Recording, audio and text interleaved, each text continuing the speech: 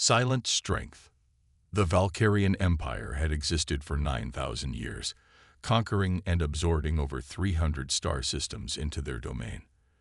Their war doctrine was simple yet effective. Overwhelm with superior numbers, crush any resistance with ruthless efficiency, and assimilate the survivors. No species had successfully resisted them in 7 centuries. Their rule was absolute and their confidence unshakable. When their long-range scouts first detected radio signals from Sol system, the High Command barely took notice. Another primitive world, barely worth the fuel to reach it. Initial reports classified Earth as a Category 4 world, technologically immature, militarily insignificant, and resource-rich, the perfect target for future expansion. Fleet Admiral Zorthax, veteran of the Centauri campaigns and architect of the Proxima subjugation, studied the holographic projection of the small blue planet with mild curiosity. "So this is the homeworld of these humans," he said, the alien word feeling strange on his 4-pronged mandibles. "Yes, Admiral," his intelligence officer replied. "Their technology is primitive. Internal combustion engines, rudimentary spaceflight, and nuclear fission. Their most advanced weapons are thermonuclear devices with yields of only a few megatons." Zorthax chittered with amusement. "How quaint. They're still splitting atoms when the rest of the galaxy has moved on to manipulating quantum fields.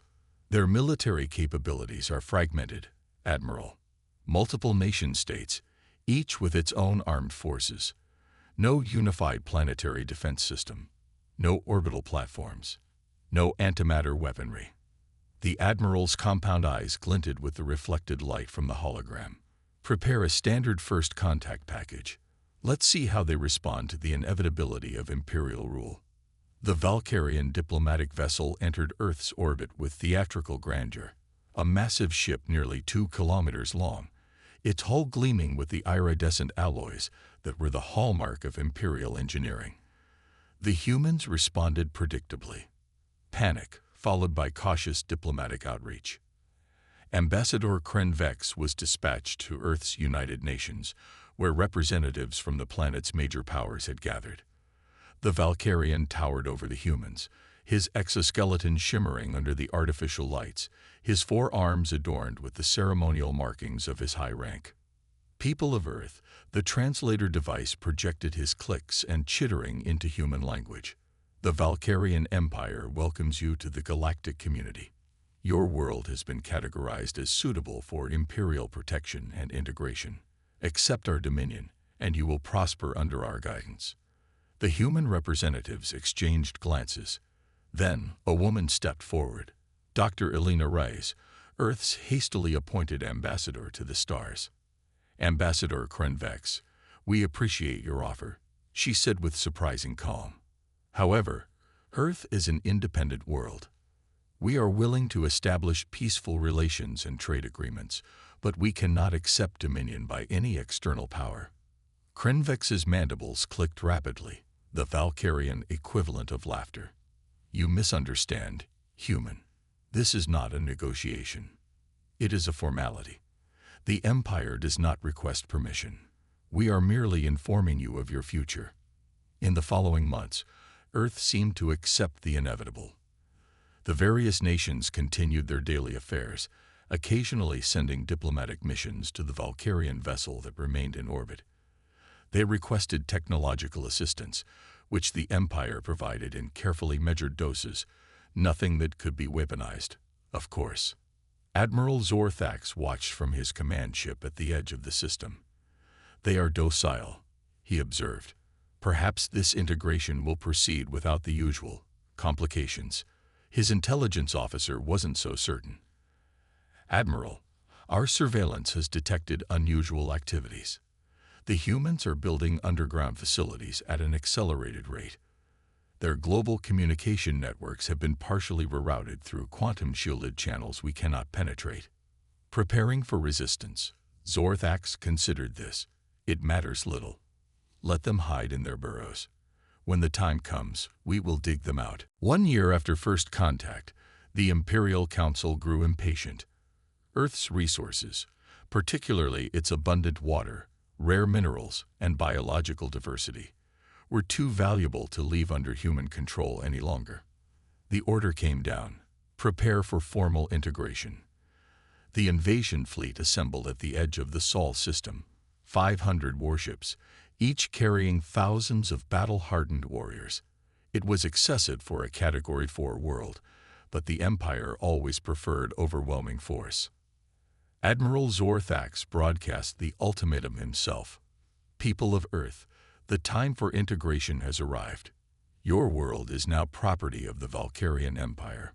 Surrender your governing bodies and military installations within one planetary rotation, or face immediate pacification. The response came not from the United Nations, but from a previously unknown entity, the Earth Defense Coalition. Valkyrian Empire, we have received your ultimatum. We request a 48-hour extension to prepare our world for your arrival. Zorthax granted the extension, amused by their delaying tactics. Let them say their goodbyes, he told his officers. It makes the transition smoother when they've accepted their fate. As the deadline approached, Valkyrian sensors detected increased activity around Earth. Small spacecraft were launching from various points on the planet, but they seemed to be civilian evacuation vessels, heading toward Mars and the outer planets. They flee like vermin, Zorthax observed. Prepare the first wave. Target their military installations and government centers. Minimal civilian casualties. We need workers for the resource extraction operations. The invasion fleet moved into formation, a wall of metal and energy advancing toward the blue planet. The humans had made no further attempts at communication. Their orbital satellites tracked the Valkyrian advance but offered no resistance. This will be the easiest integration in my career, Zorthax boasted. These humans know when they are outmatched. His tactical officer suddenly straightened at her console. Admiral, I'm detecting energy signatures emanating from Earth's moon. The moon. Zorthax turned his attention to the sensors. There was nothing there in our surveys. Something is emerging from the lunar surface. Admiral, the surface of Earth's moon seemed to ripple, like water disturbed by a stone. Then it split open, not with an explosion, but with the smooth precision of a well-oiled machine. From beneath the lunar regolith rose structures, massive, gleaming structures that had been completely hidden from Valkyrian sensors. Impossible, Zorthax whispered. The lunar surface continued to part, revealing what could only be described as a colossal shipyard. And from this shipyard emerged vessels, warships of a design the Valkyrians had never encountered. They were sleek, angular, and dark, absorbing light rather than reflecting it. They moved with an eerie silence. No visible propulsion systems, no engine flares. Simultaneously, objects began rising from Earth's oceans, massive platforms that had been concealed beneath the waves. And from the planet's poles, immense cannons emerged from under the ice, their barrels longer than Valkyrian cruisers. Admiral, the communications officer called out, his voice trembling. We're receiving a transmission from the human fleet. The view screen activated, revealing a human face, weathered, stern, with eyes that reflected not fear but cold determination. This is Admiral Chen Wei of the Earth Defense Fleet, the human said. You were warned once. There will not be a second warning. Zorthax's mandibles clicked in agitation. What trickery is this? Your world was surveyed. You have no such capabilities. Admiral Chen smiled, but there was no warmth in it. You saw what we wanted you to see, Valkyrian. You counted our missiles but missed our minds. You measured our ships but not our resolve. And now you will understand the cost of your arrogance. The human ships began to move, forming a perfect defensive sphere around Earth. Their hulls seemed to absorb the very starlight, creating voids against the backdrop of space. Zorthax felt something he hadn't experienced in decades of warfare, uncertainty, but he was a Valkyrian admiral. He did not retreat. All ships, battle formations, target those lunar installations first, then the orbital fleet. The Valkyrian vessels surged forward, weapons charging, shields at maximum. The first salvos of energy beams lanced toward the human ships. And then something impossible happened. The beams simply vanished, not deflected, not absorbed by shields. They ceased to exist before they reached their targets. Admiral, his tactical officer's voice was barely a whisper. They're using localized reality suppression fields. Our weapons, they're being erased from existence before impact. Zorthax stared at the screen in disbelief as the human fleet began to move. Not toward the Valkyrians, but around them, encircling the invasion force with methodical precision. All ships, evasive maneuvers, full retreat. He ordered, but it was already too late. The first human weapon activated, not with a blinding flash or a thunderous explosion, but with a subtle distortion of space itself. A ripple that spread outward from one of the dark vessels, washing over the nearest Valkyrian ships. Where the ripple passed, matter simply rearranged. Valkyrian warships folded in on themselves, their molecular structures rewriting into harmless elements that dispersed into the void. There was no debris, no explosion, just existence, then non-existence. As the human ships closed in, Admiral Zorthax realized the terrible truth. Earth had never been a Category 4 world. It had been something else entirely. A trap. Cosmic reckoning. The battle, if it could even be called that, lasted less than 20 minutes. Of the 500 Valkyrian warships that had entered Earth's orbit, 372 were simply gone, their matter converted to base elements drifting through space. The remainder had managed to engage emergency warp drives, fleeing in disarray back toward the Empire's borders.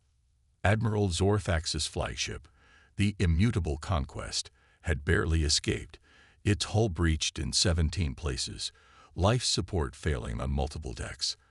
As they limped away from the Sol system, the Admiral struggled to comprehend what had happened. How? He demanded, his Ketan armor cracked from when he'd been thrown across the bridge during their desperate escape. How did they hide such technology? Such a fleet? His intelligence officer, now the highest-ranking survivor of his staff, lowered her compound eyes in shame. I have a theory, Admiral. The humans. They've been watching us. For decades, perhaps centuries.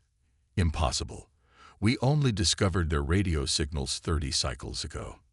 Those may have been deliberately transmitted to attract our attention, to establish the narrative of their technological level. Zorthax's mandibles clicked in agitation. You suggest they performed a deception on a planetary scale. For what purpose? To be underestimated, Admiral. To be designated as a Category 4 world rather than what they truly are. The Admiral turned to the tactical display, where the remaining dots of his scattered fleet blinked feebly as they fled. And what are they? I believe, the intelligence officer said quietly, they may be a precursor species. The word hung in the air like a death sentence. The precursors, mythical civilizations said to have existed before the rise of the current galactic powers. Most believe them to be legends or extinct. But if humans were truly precursors, or had somehow acquired precursor technology. Meanwhile, on Earth, Admiral Chen Wei stood in the Global Command Center buried deep beneath the Mariana Trench. Around him, representatives from every nation watched as the holographic display showed the retreating Valkyrian vessels. Should we pursue? Asked General Ivanova of the Eurasian Alliance. Chen shook his head. No, let them go. Let them tell the others. For over a century, humanity had prepared for this moment. The discovery of the alien artifact in Antarctica in 2047 had changed everything. Within its ancient database was a warning. The galaxy was not the peaceful expanse humanity had hoped for, but a battlefield where empires rose and fell in endless cycles of conquest. The artifact had provided something else. Technological insights beyond human understanding. It had taken decades just to decipher the basics, and more decades to implement them. But humanity had done what it always did, adapted, innovated, and prepared for the worst while hoping for the best. When the Valkyrian scouts were first detected approaching the solar system, Earth was ready. The charade of a divided, primitive world was carefully orchestrated. Nations pretended to squabble. Obsolete technologies were prominently displayed, while beneath the surface, literally, humanity built its true defenses. The lunar shipyards had been completed 20 years earlier, hidden beneath a holographic camouflage that simulated the moon's barren surface. The oceanic platforms, the polar cannons, the reality suppression fields, all developed in secret, waiting for the moment they would be needed. "Admiral," a communications officer called out, "we're receiving transmissions from beyond the heliopause. Multiple signals, non-Valkyrian in origin." Chen nodded grimly. "As expected. News travels fast. Put them on screen." The holographic display shifted, showing various alien vessels approaching, cautiously, from different vectors. Their designs were diverse, clearly representing different species, different civilizations. "They're requesting communication, sir. Accept all channels. Let's meet our neighbors properly this time." The display split into multiple sections, each showing a different alien face, some vaguely humanoid, others utterly foreign in structure. They spoke different languages, but Earth's translation systems, enhanced by the artifact's knowledge, rendered their words perfectly. "People of Earth," began a being with crystalline features, "I am Ambassador Xorl of the Luminar Concord. We had not realized your true nature. The Valkyrians have dominated our region of space for centuries," added another alien, this one appearing almost aquatic. "Many of us have suffered under their expansion. We had thought them unstoppable." Admiral Chen studied each face carefully before responding. The Valkyrian Empire made a critical mistake. They assumed technological visibility equated to technological capability. They judged us by what we showed them, not by what we might be hiding. "A deception worthy of the ancient strategists," said a reptilian entity. "But now that you have revealed your strength, what are your intentions? Will humanity become the new conquerors?" Chen shook his head firmly. "No, Earth has no interest in empire. We developed our defenses because history, both yours and ours, taught us that weakness invites aggression. We seek only security and peaceful exchange." The alien representatives exchanged glances, their expressions unreadable to human eyes. Finally, the crystalline being spoke again. "The defeat of the Valkyrian invasion fleet has created opportunity, a power vacuum. The Empire's subjected worlds will be watching, waiting to see what happens next. Revolution," the aquatic alien said simply. "The news is already spreading. Valkyrian-controlled worlds are rising up, inspired by Earth's resistance." In the Imperial Palace on Valkyra Prime, Empress Zextral received the news of the disaster with cold fury. Her chitinous claws dug into the ornate throne, leaving deep gouges in the metal. "You are certain of this report?" she demanded. The messenger prostrated himself, all 6 limbs spread in supplication. "Yes, Empress. The invasion fleet has been decimated. Admiral Zorthax's flagship is returning with the survivors, but they number less than a quarter of the original force. And these humans, they deceived us. It appears so, glorious one. Intelligence suggests they have technology that may be precursor in origin." The Empress's compound eyes widened slightly, the only indication of her shock. "Impossible. The precursors are myth. The evidence suggests otherwise. Empress, the humans' weapons, they manipulate fundamental reality. Our ships were not destroyed. They were unmade." Zextrol rose from her throne, her towering form casting a long shadow across the chamber. "Prepare the Grand Fleet. I will lead it myself. These humans have embarrassed the Empire. They must be eradicated, regardless of the cost." The messenger hesitated. "Empress, there is more. We are receiving reports from our tributary worlds. Uprisings, rebellions. The news of the Empire's defeat has spread faster than we could contain it. Silence them. Execute the rebels. We cannot. Empress, many of our garrison forces have already been overwhelmed, and some of our own commanders have defected. The meaning was clear. For 9,000 years, the Valkyrian Empire had ruled through fear and the certainty of their military supremacy. With that certainty now shattered, the entire foundation of their power was crumbling. Back on Earth, Admiral Chen received the reports of the spreading rebellion with mixed emotions. Earth had never intended to destabilize an entire empire, only to defend itself. But perhaps this was inevitable. Perhaps this was necessary. "We're receiving requests for assistance," his diplomatic officer reported. "Former Valkyrian subjects seeking protection, technology, alliance." Chen nodded slowly. "Begin diplomatic protocols. Offer humanitarian aid where needed. But no military technology. Not yet.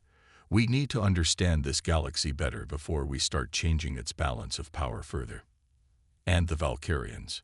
Intelligence suggests they're preparing a larger fleet.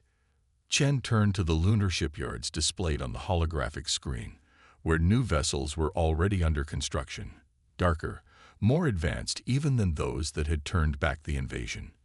"Let them come," he said quietly. "Humanity spent a century preparing for the first contact. We've spent the last year preparing for the second." The messenger who delivered this news to Empress Zex Troll would not live to see the outcome.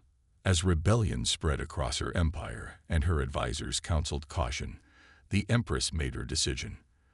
The Grand Fleet would launch within the month, with every available warship, to erase Earth from the galaxy. But as the Empire's resources were diverted to this final desperate gamble, the rebellions only intensified. Planet after planet declared independence. Allied alien species, long subjugated, saw their opportunity and seized it. By the time the Grand Fleet was ready to depart, there was no longer an empire for it to defend. Humanity never had to fire another shot.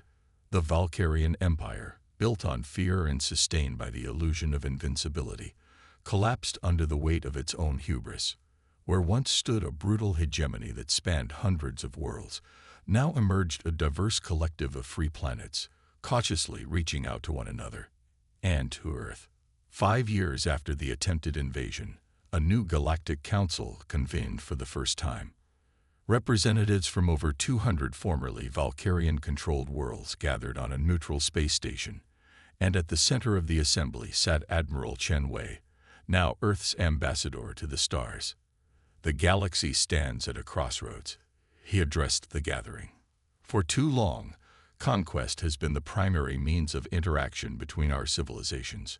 Earth proposes a different path: cooperation, exchange, mutual defense." The former subjects of the Empire listened. They had seen what humanity could do when threatened, but they had also seen Earth's restraint in victory, how humans had offered aid instead of exploitation, stability instead of dominance. As the new alliance took shape, a fundamental truth became clear throughout the galaxy. They had laughed at Earth's apparent weakness, dismissing humans as primitive and insignificant. Now, the stars themselves whispered a new lesson. Never judge a species by what they show you, but by what they might be hiding. And never, ever threaten Earth.